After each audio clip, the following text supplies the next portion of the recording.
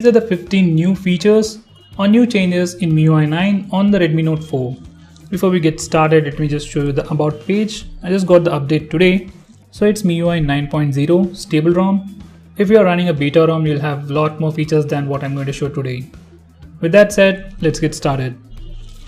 Now this is a typical home screen. First and the most highlighting feature of MIUI 9 is the split screen mode. Now that's the feature where you can use two applications side by side. Now let me just show you that. If you go to recent apps, you have a button on the top left corner of the screen, split screen, click that, and now you can drag any of these applications to the top to open this particular application in a split screen mode. This is also another new feature. I'm trying to record the screen while I'm doing this video. Anyway, going on next, as you have seen, the split screen mode has just minimized. Now I'll open YouTube. And now it opened it at the bottom screen. Now I can resize it.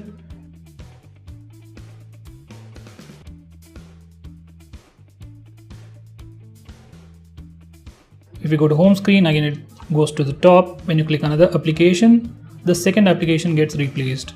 Now you can do all the way up to replace the secondary app as your primary application. Next, you can do the same thing once again to open these apps.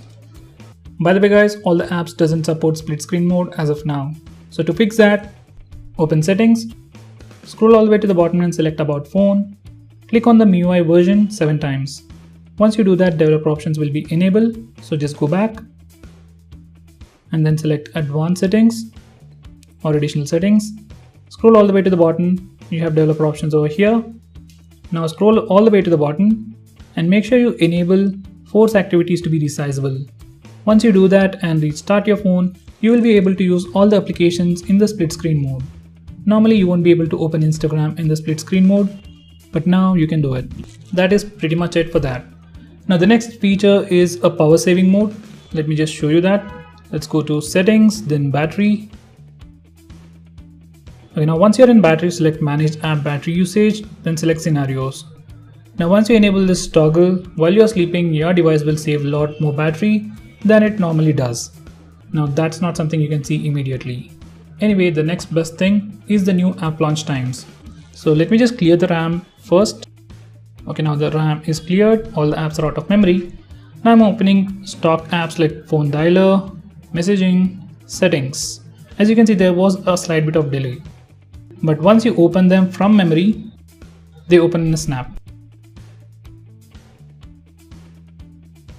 So they might have improved just the animation timing, but the animations felt much more smoother here. So that's the next big thing. Well, there might be small changes in the app load times, like when you open an app for the first time, but for the most part, it opens the app quickly if it is in the memory. By the way guys, memory management sucks big time. I'm still testing it, but I'll let you know in my final review. Going on next, we have some new home screen customization options. So to get started, I'm going to do a pinch gesture. Now I can select multiple applications at once by selecting them. And now if I want to move them, I can press and hold or touch and hold, and I can move them to any home screen. Earlier we used to swipe to the right side corner of the screen to move to a different home screen, but now we can do this. Let me select those apps once again. There we go. So that's one new thing. Next, if we go back, we have the regular wallpaper, widget panel, and we have something new, that is the settings. From here we can change the transition effects. You can select anything you want. Let's go back. Next, we have the option to change the default screen. So whenever I press the home button, it always takes me to this particular screen. If I want to change this order, I can simply do a pin gesture, then select settings, select default screen. Now I can select this particular home screen as my default home screen. Now let's go back to home. Now whenever I press home button, it always takes me to this particular home screen. Okay, going on next, we can do the same thing again, go to settings, and now we have the option to fill empty cells. So whenever there's a blank space, the new application will take up the empty space. So this option is for that. Next, we have the option to lock home screen layout. So once you enable this, you won't be able to move any of these icons. As you can see, I'm not able to move them.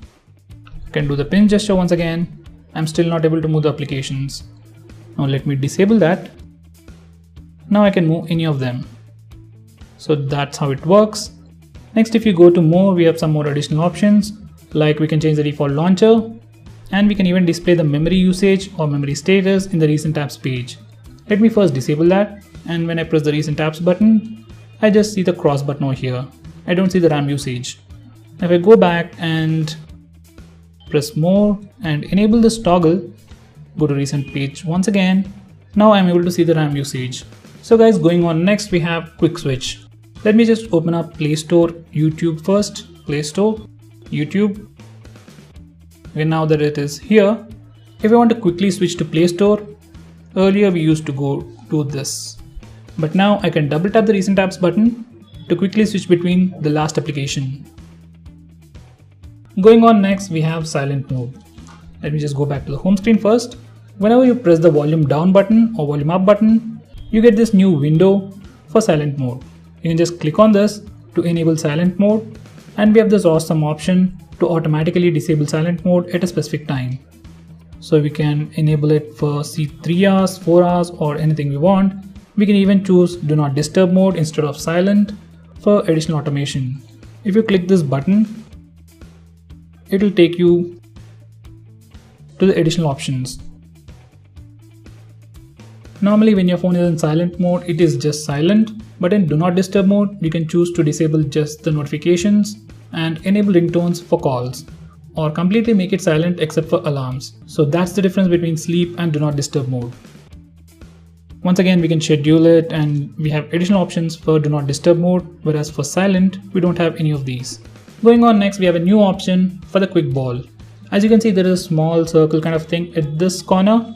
When I click it or drag it, I get this quick bubble. Let me show you the option first. We'll go to settings, additional settings, and then go to quick ball. Over here, I have the option to hide it after 3 seconds. So if I disable it, this quick ball is always on the screen. It gets transparent, but it is still in the way. But once you enable this particular toggle, it hides nicely under the edge. Once again, a nice improvement. Next, we have some new gestures. So in the same page, go to buttons and gesture shortcuts. So from here, we can change the long press actions of these capacitive buttons, and even the power and volume buttons. Did you know there was an option to turn on the flash directly from the lock screen? It used to work like this. You need to press the home button in the lock screen to turn on the flash, press the power button once to keep it on, and press the power button once again to turn it off. So that's how it is. So guys, that was the option we used to have in MIUI 8, but now it has been replaced with Google Assistant. So let me just put it back the way it was. Additional settings, gesture shortcuts, and this has been replaced with long press menu in lock screen, and we have Google Assistant for home button. Now you can press and hold the home button for Google Assistant. Let me just set that up. Okay, now I can press and hold the home button to trigger Google Assistant. How is the weather today? Will it rain today? Okay, for some reason it's not speaking. Anyway, in the lock screen, if we do the same thing once again, Google Assistant gets triggered. Now, if you want to enable the torch, you need to press and hold the menu button and press the power button to keep it on. So going on next, let's go back to the same place, buttons and shortcuts. From here, we can close an application by using one of these gestures, show menu by pressing one of these buttons, then turn off the screen by once again pressing one of these buttons. This one is something that I would like to do. So now to lock the screen, I can simply press and hold the back button and it turns off the screen. I don't need to press the power button. Now to wake it up, I can use a fingerprint scanner as usual. So guys, these are the new gestures. Do give them a try and let me know which one you found very useful. Going on next, we have some new options to customize the notification light at the top and these backlit buttons at the bottom. It's under this notification light settings. From here, you can enable or disable notification light, light up while charging, set a specific color for calls, notifications, and messages. Going on next, we have a new change to the reading mode. Once you go to display, select the reading mode.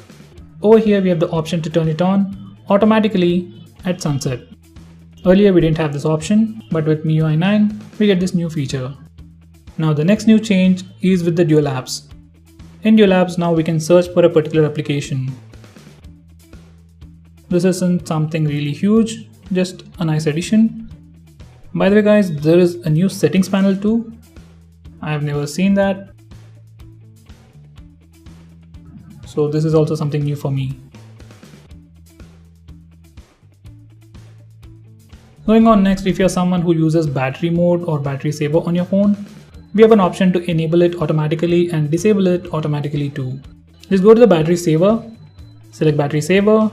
From here you can turn it on automatically based on a schedule or when the battery percentage is low, and turn it off when the phone is charged above 60%. So this is something new. So guys, the final feature on this list is the notification folder. To enable that, just go to settings and then go to notification and status bar. Over here we have notification folder. Let me just disable that for now. And we just have one notification, that's from Pushbullet. I can swipe left. As you can see, there is something on the right side, but I'm not able to open it. Now once I enable this toggle, I'll be able to access it. Now I can say if this application or this notification is important or not. If I select not important and press unimportant, every time I get a notification, it will show up in this particular folder. That's the notification folder. So when I click this, I'll see all my unimportant notifications. So you still get them, but you won't be constantly interrupted. Now to send it back or to make it important once again, simply do the same thing once again and click this button. So guys, those were the best features and new things on the new MIUI 9 on the Redmi Note 4. In the press event, they showed us a lot of new features, but as of now in the stable ROM, these are the only things that are available. So as you can see, this is MIUI 9 running on Redmi Note 4. So guys, that's pretty much it for this video. Thanks for watching. If you like this video, hit that like button and subscribe to our channel to see more cool videos on tech. I'm Nikhil.